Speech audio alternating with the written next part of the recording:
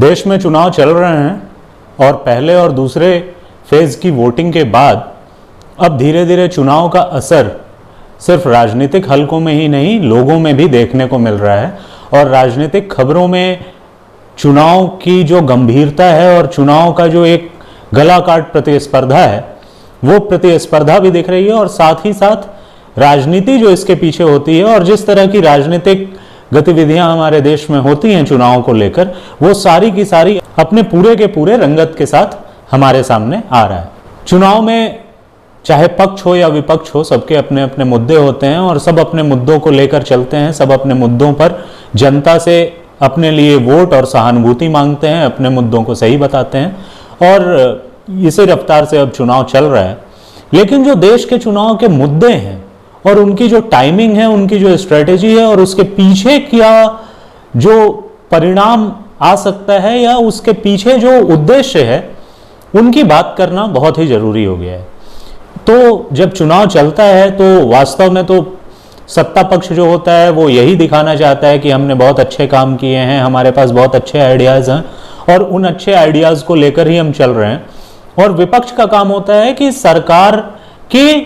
कमियों को, सरकार की गलतियों को बताना और अपने ऐसे वायदे करना, अपने वोटर्स को लुभाने वाले वायदे करना और उन वादों को पूरा होने की एक तरह से गारंटी देना, उम्मीद जगाना, ताकि वो वोटर विपक्ष को वोट दे। ये एक आम चुनाव की बात है भारतीय चुनाव में। और तब जबकि भारतीय जनता पार्टी और आदरणीय नरेंद्र मोदी सत्ता पर हैं, तब जो विपक्ष इस देश में बनता है, चाहे वो कांग्रेस हो, चाहे वो बाकी के सारे क्षेत्रीय दल हो, चाहे वो राजनीतिक तौर पर नेपथ्य में चला गया वामपंथ हो, या जो वामपंथ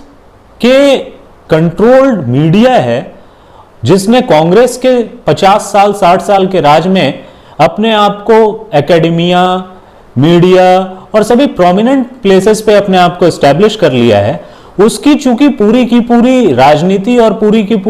पूरा का पूरा उसका जो इकोसिस्टम है वो कांग्रेस के ही राज में चल पाता है। इसलिए वो विपक्ष में एक बड़ा भूमिका निभा रहा है कांग्रेस की बजाय, क्योंकि कांग्रेस पार्टी का जो हाल है वो मेरे और आपसे छिपा हुआ नहीं है और वो पूरी तरह कंफ्यूज्ड पार्टी दिख रही है। उनके मुद्दे पूरी तरह कंफ्यूज्ड हैं और उस पर वामपंथ का असर ज्यादा दिख रहा है। वामपंथियों से इफेक्टेड एनजीओ गैंग और एनजीओ कबाल के ही लोग जो सालों से कांग्रेस के राज में एनजीओ और एक्टिविज्म के नाम पर अपनी दुकान चला रहे थे, ऐसे कुछ लोग पहले ईवीएम को लेकर रोना रो रहे थे और उसके बाद पूरी की पूरी विपक्षी पार्टियां एक साथ ईवीएम पे रोने लगी। फाइनली पिछले चुनाव में भी वो लोग ईवीएम के ऊपर सवाल उठाते हुए सुप्रीम कोर्ट में गए थे। चुनाव आयोग ने उनको ईवीएम को हैक करने के लिए चैलेंज भी किया था, तब उसको कोई नहीं हैक कर पाया, ना कोई हैक करने गया। उसके बाद इस चुनाव में भी ईवीएम को लेकर ये रोते हुए सुप्रीम कोर्ट गए और आदरणीय सुप्रीम कोर्ट ने एक फाइनल जजमेंट दे दिया ईवीएम के ऊपर और पूरी की पूरी एक प्रोसीजर उन्होंने बता दी, स्टैंडर्ड ऑपरेटिंग प्रोसीजर उन्होंने बना दिया। और अब ईवीएम को लेकर कोई मुद्दा इनके पास बचा नहीं, तो ईवीएम वाले इशू की तो हवा सुप्रीम कोर्ट ने निकाल दी। दूसरा जो विपक्ष का मुद्दा आया वो इलेक्टोरल बॉन्ड के ऊपर था, जिसको आदरणीय सुप्रीम कोर्ट ने नल एंड वॉइड कर दिया और उसको अनकॉन्स्टिट्यूशनल डिक्लेयर कर दिया। इस इलेक्टोरल बॉन्ड के इशू को लेकर भी बहुत तेजी से विपक्ष नाचता हुआ बिल्कुल राजनीतिक सर्किट में और पूरे देश के सामने आया और उसने बहुत आरोप लगाए भारतीय जनता पार्टी के ऊपर कि ये चंदा चोरी कर रहे हैं। इन्होंने सब लोगों से, पार्टियों से और सभी तरह के बिजनेसमैन से इन्होंने इलेक्टोरल बॉन्ड्स के रूप में पैसे लिए हैं। लेकिन जब उस इलेक्टोरल बॉन्ड की सारी सच्चाई जनता के सामने आई तो उसमें कोई भी ऐसी पार्टी नहीं थी जिसको चंदा ना मिला हो, जिसको इलेक्टोरल बॉन्ड से फायदा ना हुआ हो। और इसमें ऐसी ऐसी पार्टियां थी जो किसी एक राज्य में सरकार चला रही है, किसी आधे राज्य में सरकार चला रही है, किसी के पास एक दो राज्य हैं और उन लोगों को जितना इलेक्टोरल बॉन्ड से पैसा मिला वो भी इतना अकूत था कि उसके सामने अगर भारतीय जनता पार्टी को आप कंपेयर करें तो कहीं ना कहीं भारतीय जनता पार्टी कम ही निकलती है। और चूंकि भारतीय जनता पार्टी देश की सत्ता पर काबिज है, राज्यों में बहुत सारे राज्यों में सत्ता पर काबिज है, भारतीय जनता पार्टी के पास बहुत सारे कैडर्स हैं, बहुत सारे उसके कार्यकर्ता हैं, बहुत सारे उसके नेता हैं, बहुत सारे उसके सांसद विधायक हैं, तो भारतीय जनता पार्टी को एक बड़ा चंक इलेक्टोरल बॉन्ड्स में मिला था। लेकिन विपक्षी पार्टियों सबको अगर मिला दिया जाए तो भारतीय जनता पार्टी से ज्यादा उनको मिला। अब जब जनता ने यह देखा कि सारी पार्टियां इसकी बेनिफिशियरी हैं और किसी पार्टी ने भी इलेक्टोरल बॉन्ड से चंदा लेने से मना नहीं किया, तो जनता में यह मुद्दा बन नहीं पाया, तो उस मुद्दे की भी हवा निकल गई। तीसरा मुद्दा फिर आदरणीय प्रधानमंत्री ने पहले फेज के चुनाव के बाद उठाया। उन्होंने कांग्रेस के घोषणा पत्र को पहले मुस्लिम लीग का घोषणा पत्र कहा, उसके बाद उसको अपीजमेंट करने वाला घोषणा पत्र कहा, और उसके बाद जिस तरह से आरक्षण और मुस्लिम अपीजमेंट और आदरणीय पूर्व प्रधानमंत्री आदरणीय मनमोहन सिंह का जो वीडियो सामने आया 2006 का, जिसमें उन्होंने कहा था कि minorities particularly Muslims must have first right on resources, मैं एग्जैक्ट नहीं कोट कर रहा, लगभग यही था। और उसके बाद 2009 में उनके इस बयान पर जब उनसे सफाई मांगी गई प्रेस कॉन्फ्रेंस में, तो भी उन्होंने अपने इस बयान को दोहराया, उसका भी वीडियो सामने आ गया। तो कांग्रेस अपीजमेंट पॉलिटिक्स के ऊपर बहुत बुरी तरह गिर गई। और उसके बाद आदरणीय प्रधानमंत्री ने तेलंगाना में जो मुस्लिम आरक्षण दिया गया है, या कर्नाटक में जो सभी मुस्लिम जातियों को आरक्षण की श्रेणी में लाया गया, और उससे जो हिंदू ओबीसी और SC ST का आरक्षण छीनने का डर था, उसको जब जनता के ऊपर बताया तो कांग्रेस को बहुत बड़ा झटका लगा, जिससे कांग्रेस दूसरे चरण के चुनाव में उबर नहीं पाई। और ये सत्ता पक्ष का जो अटैक था पहले चरण के चुनाव के बाद बहुत तेजी से आगे बढ़ा। अभी विपक्ष एक कर्नाटक के नेता पूर्व प्रधानमंत्री आदरणीय HD देवेगौड़ा के पौत्र की कुछ सीडीज को लेकर बहुत ज्यादा उत्तेजित है, और उसमें तथाकथित तौर पर कहा जा रहा है कि महिलाओं के साथ दुष्कर्म और महिलाओं के साथ बहुत अत्याचार हुआ है उन वीडियोस में। और उसके ऊपर विपक्ष भारतीय जनता पार्टी और आदरणीय प्रधानमंत्री को घेरने की कोशिश कर रहा है। हालांकि लिंक क्रिएट कर नहीं पा रहे हैं, लेकिन चूंकि उनको भी अब जब वो घिर गए हैं इस अपीजमेंट और इस आरक्षण वाले मुद्दे पर, तो उनको भी कुछ अटैक करना था, तो वो इस अटैक को लेकर आए। अब ये अटैक कितना क्रिएट कर पाता है वो तो देखने वाली बात है, और ये भारतीय जनता पार्टी के ऊपर कितना चिपकता है ये भी देखने वाली बात है। लेकिन एक चीज है जिसमें विपक्ष को इसमें भी मुंह की खानी पड़ सकती है, वो ये है कि ये वही आदरणीय पूर्व प्रधानमंत्री हैं, ये वही आदरणीय पूर्व प्रधानमंत्री की पार्टी है जिन आदरणीय पूर्व प्रधानमंत्री के पुत्र को कांग्रेस ने अपना समर्थन देकर 2018 में मुख्यमंत्री बनाया था, जबकि उनकी कम सीटें थी, और उस समय पहली बार सारा का सारा विपक्ष एक साथ एक मंच पे आया था। आज उसी आदरणीय पूर्व प्रधानमंत्री के पौत्र के किसी बात के लिए आदरणीय प्रधानमंत्री से जवाब मांगा जा रहा है, तो ये भी अपने आप में कितना कॉन्ट्राडिक्टरी और कितना हैलो है, कितना सोलो है, ये आप देख सकते हैं। और शायद ही ये मुद्दा बन पाए। हालांकि मैं बिल्कुल इसके पक्ष में नहीं हूं कि महिलाओं के साथ जो अत्याचार हुआ उसको किसी भी तरह से प्रोटेक्ट किया जाए। मैं सिर्फ ये बता रहा हूं कि विपक्ष कितना खाली हाथ है और उसके पास मुद्दों की कितनी कमी है। आरक्षण और मुस्लिम अपीजमेंट के मुद्दे के ऊपर जब आदरणीय प्रधानमंत्री ने फर्स्ट फेज के इलेक्शन के बाद जिस तरह से बोलना शुरू किया, और सिर्फ आदरणीय प्रधानमंत्री ने नहीं, उनके बोलने के बाद पूरी की पूरी भारतीय जनता पार्टी जिस प्रकार से इस मुद्दे के ऊपर अटैकिंग मोड में आ गई, इसने कहीं ना कहीं आदरणीय राहुल गांधी के उस कास्ट सेंसस वाले और उस जो वो वेल्थ सर्वे की बात कर रहे थे, इनहेरिटेंस टैक्स की बात कर रहे थे, एक्सरे करने की बात कर रहे थे कि संपत्तियां किसके पास है, और कास्ट लाइन पे, एक क्लास लाइन पे जो देश को बांटने की कोशिश कर रहे थे और ये बताने की कोशिश कर रहे थे कि वही सबसे ज्यादा गरीबों के हमदर्द हैं और कांग्रेस पार्टी ही हमदर्द है, और कास्ट लाइन पर जो भारतीय जनता पार्टी के बड़े वोटर वर्ग हैं, जो हिंदू वोटर वर्ग है, उसको तोड़ने की जिस तरह कोशिश कर रहे थे, और आदरणीय राहुल गांधी जिस तरह से क्रांतिकारी बनते हुए क्या आपका मालिक ओबीसी है, क्या आपका मालिक SC ST है, जैसे बवाल क्रिएट कर रहे थे, उसकी पूरी की पूरी हवा निकाल दी है। आदरणीय राहुल गांधी कहीं अब ये बातें करते हुए नहीं दिख रहे हैं, क्योंकि उनके ऊपर इतना अटैक हो रहा है कि वो समझ ही नहीं पा रहे हैं, और कांग्रेस पार्टी समझ ही नहीं पा रही है कि इस आरक्षण वाले मुद्दे से कैसे निपटा जाए। और उसके बाद शायद कोढ़ में खाज की तरह उत्तर प्रदेश के अमेठी और रायबरेली सीट से कांग्रेस ने अभी तक अपना उम्मीदवार भी डिक्लेयर नहीं किया है। ये अपने आप में और बड़ी बात होते जा रही है। अमेठी और रायबरेली आप जानते हैं कांग्रेस की परंपरागत सीट थी, उस पर आदरणीय राहुल गांधी पिछले चुनाव में आदरणीय स्मृति ईरानी से हार चुके हैं। और चूंकि अमेठी एक ऐसी सीट है जिसमें 1952 से लगातार कांग्रेस लड़ रही है, और उस पर सिर्फ एक बार, मुझे जहां तक याद है, सिर्फ एक बार अमेठी राजघराने के श्री संजय सिंह जीते थे, और वहां पर कांग्रेस के ही एक बहुत कद्दावर नेता थे और गांधी परिवार के बहुत करीबी थे, उनको हराया था। लेकिन एक तरह से वो कांग्रेस की एक ऐसी सीट है जैसे समझ लीजिए कि वाराणसी या गांधीनगर या भोपाल भारतीय जनता पार्टी के लिए है। तो अगर भारतीय जनता पार्टी भोपाल या गांधीनगर या वाराणसी की सीट हार जाए तो उसका क्या इफेक्ट होगा और कांग्रेस का इकोसिस्टम किस तरह से उसको इंप्लीकेट करेगा, आज शायद वही एम्पलीफाई हो रहा है। जब आदरणीय राहुल गांधी अमेठी से लड़ेंगे कि नहीं लड़ेंगे अभी तक डिक्लेयर नहीं हो रहा है। आदरणीय सोनिया गांधी पहले ही रायबरेली छोड़कर राज्यसभा के थ्रू अभी सांसद हैं और अब बात यह हो रही है कि शायद आदरणीय सोनिया गांधी के बदले आदरणीय प्रियंका गांधी चुनाव लड़ेंगी रायबरेली से, और रायबरेली सीट भी उसी तरह कांग्रेस की एक परंपरागत सीट है और उसके ऊपर भी जब डिक्लेयर नहीं हो पा रहा है तो कांग्रेस बहुत ज्यादा कंफ्यूज, बहुत ज्यादा डरी हुई और बहुत ज्यादा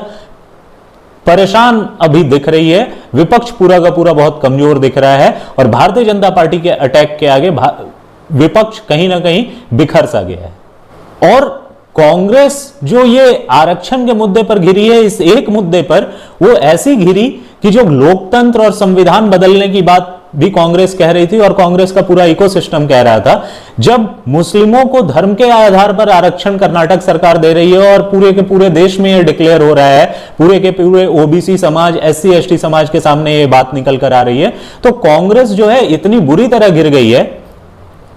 कि वो संविधान और लोकतंत्र वाले मुद्दे पर भी वो कुछ नहीं बोल पा रही है, क्योंकि संविधान में धर्म के आधार पर आरक्षण की कहीं बात नहीं है और कांग्रेस चूंकि मुस्लिम अपीजमेंट के लिए वो दे रही है तो अब संविधान बदलने का भी आरोप उसी के ऊपर लग रहा है। और ये सच भी है, संविधान बदलने की क्या आवश्यकता है। संविधान तो भारत का बहुत लचीला है और बहुत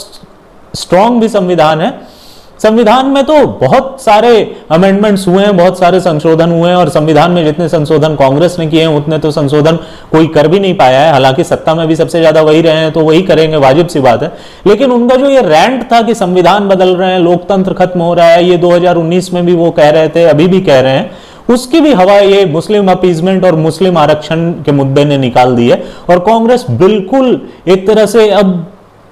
दीवाल से जा लगी है, उसके पास कुछ नहीं बचा है अटैक करने के लिए, तो वो इस तरह के सीडी और इस तरह के मुद्दे लेकर अब सामने आ रही है। और कांग्रेस के जो सहयोगी दल हैं, केरल में वो चुनाव में एक दूसरे के विपक्ष में होते हैं, कम्युनिस्ट पार्टियां और कांग्रेस, और बाकी देश में वो एक साथ मंच साझा करते हैं। वो तो देश के हित और देश की रक्षा और देश की सुरक्षा को भी ताक पर रखकर ये भी कह रहे हैं कि हम सत्ता में आए तो न्यूक्लियर वेपन्स को खत्म कर देंगे। हालांकि ये उनका दिवा स्वप्न है, देश में 2% भी वोट नहीं मिलता उनको, लेकिन ये कहीं ना कहीं कांग्रेस के लिए बुरी स्थिति होने जा रही है, क्योंकि भारतीय जनता पार्टी इसके ऊपर भी अटैक कर रही है। हालांकि कम्युनिस्ट इतने वैल्यू देने लायक नहीं है, लेकिन जिस तरह कांग्रेस अगर पूर्व प्रधानमंत्री आदरणीय एचडी देवगौड़ा के पौत्र के लिए भारतीय जनता पार्टी से पूछ रही है, तो निश्चित तौर पर कांग्रेस को भी जवाब देना होगा कि उसकी सहयोगी पार्टी वामपंथी पार्टियां क्या कह रही हैं, क्या वो देश की सुरक्षा को ताक पर रखना चाहती हैं। इसके साथ साथ फर्स्ट फेज और सेकंड फेज में जो वोटिंग कम होने की बात की जा रही थी, और वोटिंग कम होने को कहीं ना कहीं भारतीय जनता पार्टी से एट्रीब्यूट किया जा रहा था कि भारतीय जनता पार्टी के वोटर्स नहीं निकल रहे हैं और भारतीय जनता पार्टी कहीं ना कहीं बैकफुट पे है, उसकी भी आज हवा निकल गई। जब इलेक्शन कमीशन ऑफ इंडिया ने फाइनल फर्स्ट फेज और सेकंड फेज के इलेक्शन के डेटा डिक्लेयर किए, जिसमें फाइनल वोटिंग 2 से 3% बढ़ गई है, यानी कि जो फाइनल 2019 के अपेक्षा वोटिंग कम हुई है उसमें 2-2.5% की ही गिरावट दर्ज की गई है, जो बहुत बड़ी गिरावट नहीं है। मैंने पहले भी कहा था और मैंने पहले के वीडियो में एक क्लियर भी किया है कि अगर पूरे के पूरे 5% को भी देखा जाए और उसमें 75% भी भारतीय जनता पार्टी के वोटर्स को मान लिया जाए, तो भी भारतीय जनता पार्टी का विनिंग गैप इतना बड़ा है, मार्जिन इतना बड़ा है कि उससे बहुत ज्यादा इफेक्ट नहीं पड़ेगा भारतीय जनता पार्टी की सीट्स पर। लेकिन अब वो गैप भी कम हुआ है, क्योंकि इलेक्शन कमीशन का जो फाइनल डेटा आया है जिसमें वोटिंग परसेंटेज बढ़ी है, उसने अपने आप में कांग्रेस के लिए एक और मुश्किल, विपक्ष के पूरे हवा निकाल दी है और विपक्ष के पूरे मुद्दे को, विपक्ष के पूरे इलेक्शन के कैंपेन को सैबोटाज कर दिया है। आदरणीय प्रधानमंत्री और भारतीय जनता पार्टी के ऊपर विपक्ष एक और आरोप लगा रहा है कि मुस्लिम लीग, हिंदू मुस्लिम और आरक्षण और यही सब मुद्दे उठा रहे हैं क्योंकि भारतीय जनता पार्टी के लिए कहने के लिए कुछ नहीं है, काम कुछ नहीं किया है। आप आदरणीय प्रधानमंत्री या भारतीय जनता पार्टी के जितने नेता हैं उनके सारे भाषणों को उठाकर देख लीजिए, उसमें शौचालय बनाने की बात, घर देने की बात, उज्ज्वला स्कीम देने की बात, हेल्थ इंश्योरेंस देने की बात, सारे तरह के नल से जल देने की बात, ये सारी जो स्कीम्स भारतीय जनता पार्टी की सरकार लेकर आई उसके बारे में बात करते हैं। लेकिन चूंकि जो देश का एक चुनावी माहौल है, जो राजनीतिक माहौल है, जब उसमें कोई कांग्रेस पार्टी के नेता और उनके रिलेटिव वोट जिहाद जैसी बात कर रहे हैं, तब उस समय पर ये नेगेटिव न्यूज ही ज्यादा आती है और इस तरह के कैची पॉइंट्स ही ज्यादा आते हैं मीडिया में। और उस कैची पॉइंट पर इसको अगर हिंदू मुस्लिम में कहा जा रहा है तो उसका आरोप भी निश्चित तौर पर कांग्रेस पर ही पहले लगेगा, क्योंकि अपने इलेक्शन मैनिफेस्टो में उन्होंने कहा है कि हम पर्सनल लॉ को इंश्योर करवाएंगे। पर्सनल लॉ मतलब है क्या? सिर्फ और सिर्फ मुस्लिमों के लिए इस देश में पर्सनल लॉ है। शरिया का कानून, उन लोगों का जो सिविल मैटर्स हैं उसमें मुस्लिम पर्सनल लॉ चलता है, जिसमें बहुत ज्यादा उनके शरिया और उनके हदीत और उनके कुरान और उनके पूरे इस्लामिक टेक्सचर पर आधारित जो सिस्टम है वो चलता है सिविल मैटर्स में। तो कांग्रेस लगभग वही बात कह रही है। तो ये भी मुस्लिम अपीसमेंट के नाम पर कांग्रेस के लिए एक बहुत बड़ा झटका बन रहा है। और हालात तो ये हो गए हैं कि मुस्लिम अपीसमेंट, और चूंकि हिंदू मुसलमान का आरोप लगाया जाता है, लेकिन कांग्रेस पार्टी ने अपने मैनिफेस्टो में जो कहा, कांग्रेस के बाकी के नेता और विपक्ष के नेता तो इसी तरह की बात कर रहे हैं। कल उत्तर प्रदेश में कोई एक नेता कह रहे थे शहाबुद्दीन साहब, मुख्तार अंसारी साहब, अतीक अहमद साहब, और इन लोगों को शहीद बताया जा रहा था, मार्टिर बताया जा रहा था। तो हिंदू मुसलमान देश में वास्तविक बात है कि बहुसंख्यक हिंदू समुदाय है, तो उस हिंदू समुदाय की चिंता तो कोई ना कोई करेगा ही, और निश्चित तौर पर करना चाहिए, क्योंकि हिंदू समुदाय की ही चिंता करने से देश के 80-82% लोगों की चिंता हो जाती है एक समूह के रूप में। तो निश्चित तौर पर यह करना चाहिए। और जब इसके ऊपर बात करते हैं तो मुस्लिम अपीसमेंट तो कांग्रेस लेके आती है, और कांग्रेस के मुस्लिम अपीसमेंट को सेकुलरिज्म कहा जाता है, और भारतीय जनता पार्टी के हिंदुओं के हित की बात करने को हिंदू मुसलमान कहा जाता है। तो देश में ये नैरेटिव जो है, ये 80, 90, 70 के दशक के नैरेटिव्स मीडिया में चलाए जा रहे हैं, विपक्ष द्वारा चलाए जा रहे हैं, जबकि देश आज 2024 में खड़ा है। तो कहीं ना कहीं विपक्ष और उनका पूरा का पूरा इकोसिस्टम जमीन से कटा हुआ है। आज न्यू इंडिया है, और न्यू इंडिया को इन बातों से फर्क नहीं पड़ता। न्यू इंडिया को इस बातों से फर्क पड़ता है कि उसके मुद्दे उठ रहे हैं या नहीं। हिंदू मुसलमान जब दो कैटेगरी है ही, तो दो कैटेगरी पे बात तो होगी। अब लेटेस्ट आया है कोविशील्ड नाम की जो वैक्सीन लगवाई थी भारत की सरकार ने ज्यादातर लोगों को, और जो एस्ट्राजेनेका और ऑक्सफोर्ड यूनिवर्सिटी द्वारा डेवलप किया गया था और भारत में सीरम इंस्टीट्यूट ने बनाया, और भारत के लिए उसको भारत में वो बहुत सारे लोगों को लगा। उसके बारे में एक स्टडी आई है, और उस कंपनी ने माना है कि रेयर केसेस में उसमें ब्लड क्लॉटिंग और डेथ हो सकती है या हार्ट अटैक हो सकता है, लेकिन वो रेयर केसेस में, और इसको भी अब मुद्दा बनाने की कोशिश हो रही है। मैं इसके बारे में ये नहीं कह रहा कि ये नहीं हो सकता या इसमें नहीं, क्योंकि कंपनी ने खुद माना है, लेकिन मैं बस आपको एक सिंपल सी बात कह रहा हूं कि आप कोई भी दवा उठाकर देख लीजिए, और उसके साइड इफेक्ट्स के बारे में अगर आप जब देखेंगे तो आप पाएंगे बहुत सारी दवाओं का ये असर हो सकता है। इसलिए इसमें बहुत ज्यादा कोई कहने की बात नहीं है। हर एक दवा का साइड इफेक्ट होता है, बहुत सारे दवाओं के साइड इफेक्ट्स में डेथ भी हो सकता है, ये तो होता है। उसके बाद भी डॉक्टर्स रेकमेंड करते हैं, क्योंकि डॉक्टर्स को उसके ऊपर भरोसा होता है। कोविशील्ड को भारत की सरकार ने भारत के लोगों की प्राण की रक्षा के लिए फास्ट ट्रैक किया और उसको अप्रूव किया, और बहुत सारे लोगों को टीका दिया गया। भारत में कितनी मौतें ऐसी हुई वो देखने की बात है। हालांकि रेयर केस में ऐसा हो सकता है, और वो किसी भी दवा के साथ हो सकता है, इसलिए इस मुद्दे में भी बहुत ज्यादा दम नहीं है। लेकिन विपक्ष और उसका इकोसिस्टम जिस तरह से इसको उठा रहा है, वो यही दिख रहा है कि अब इनके पास मुद्दों की भारी कमी हो गई है, और कहीं ना कहीं इनका पूरा का पूरा जो नैरेटिव था, इलेक्शन का जो कैंपेन था, वो पूरी तरह खत्म हो गया है भारतीय जनता पार्टी के अटैक से, और ये सिर्फ अब बचने की कोशिश कर रहे हैं किसी भी तरह से। और कांग्रेस की हालत, विपक्ष की हालत ये हो गई है कि आपने देखा सूरत में बिना निर्विरोध एक सांसद चुन लिए गए, क्योंकि कांग्रेस के जो उम्मीदवार थे उन्होंने अपना पर्चा गलत भरा। उनके बारे में बताया जा रहा है कि वो पहले भारतीय जनता पार्टी में थे और फिर कांग्रेस में गए थे, और कहीं ना कहीं इसी वजह से उन्होंने पर्चा वापस अपना गलत जानबूझकर शायद भरा है, और वो वापस भारतीय जनता पार्टी में आएंगे। कल इंदौर में भी ऐसी खबर आई कि वहां के उम्मीदवार जो कांग्रेस के थे, उन्होंने आखिरी दिन नाम वापसी वाले डेट के आखिरी दिन अपना नाम वापस ले लिया, और इस तरह से इंदौर में कांग्रेस का कोई उम्मीदवार नहीं बचा। अब इसके ऊपर बहुत तरह की बातें विपक्ष करेगा, वही लोकतंत्र, संविधान, लेकिन कांग्रेस की हालत यह है कि कोई उनके टिकट पर लड़ने को तैयार नहीं है। जहां तक निर्विरोध चुने जाने की बात है, ये इकोसिस्टम और ये किस तरह से विपक्ष रैंट चलाता है, आप ये समझ लीजिए। ये पहली बार नहीं हुआ कि निर्विरोध किसी को चुना गया, इसके पहले भी चुने गए हैं लोग, लेकिन इकोसिस्टम वो नहीं बता रहा है और भारतीय जनता पार्टी के ऊपर आरोप लगा रहे हैं। और विपक्ष इतना मजबूर हो गया है कि आदरणीय गृह मंत्री अमित शाह का डीप फेक वीडियो बना रहा है, इतना विपक्ष मजबूर हो गया है कि आज बंगाल की सरकार को सुप्रीम कोर्ट ने यह कह दिया कि आप किसी पर्सनल व्यक्ति के लिए सरकार क्यों सुप्रीम कोर्ट में चली आई, और इस तरह की टिप्पणियां लगभग आ रही हैं। तो ये देख सकते हैं आप कि किस तरह से पूरे का पूरा विपक्ष जो है मुद्दा विहीन हो गया है, और किस तरह से पूरा का पूरा विपक्ष कमजोर हो गया है कि अब वो लड़ नहीं पा रहा, वो कुछ कह नहीं पा रहा, उसके पास मुद्दों की भारी कमी हो गई है। और एक विपक्ष में आम आदमी पार्टी थी जो आम आदमी के नाम पर आई थी, करप्शन के अगेंस्ट आई थी, आज उसके सारे सरकार और उनके बड़े बड़े मंत्री जेल में हैं, उनके मुख्यमंत्री जेल में हैं, और वो रोज नए नए ड्रामा कर रहे हैं, रोज नए, कभी सुप्रीम कोर्ट, कभी हाई कोर्ट, कभी लोअर कोर्ट जा रहे हैं, और उनके ऊपर करप्शन का ऐसा चस्पा हुआ है कि वो चुनाव न लड़वा पा रहे हैं, न लड़ पा रहे हैं, न प्रचार कर पा रहे हैं। और किसी न किसी तरह ये प्रूव हो रहा है कि भारतीय जनता पार्टी के अगेंस्ट में कांग्रेस तो पहले ही साफ थी। पश्चिम बंगाल में जो तृणमूल कांग्रेस है उसके ऊपर जिस तरह से सुप्रीम कोर्ट और हाई कोर्ट और तृणमूल कांग्रेस के जो नेता हैं शेख शाहजहां, उनके ऊपर संदेश खाली मुद्दे पर जिस तरह से कहा पूरी का पूरा एक क्रिमिनल केस चला और पूरे का पूरा संदेश खाली का जिस तरह मुद्दा उठकर निकल के आया। फिर पश्चिम बंगाल में हाई कोर्ट ने जो शिक्षकों की नियुक्ति को रद्द किया, और आम आदमी पार्टी एक पार्टी बची थी, उसके ऊपर भी करप्शन के इतने चार्जेस हैं। तो ओवरऑल मिलाकर आप समझ सकते हैं कि इस चुनाव का भी रिजल्ट क्या होने जा रहा है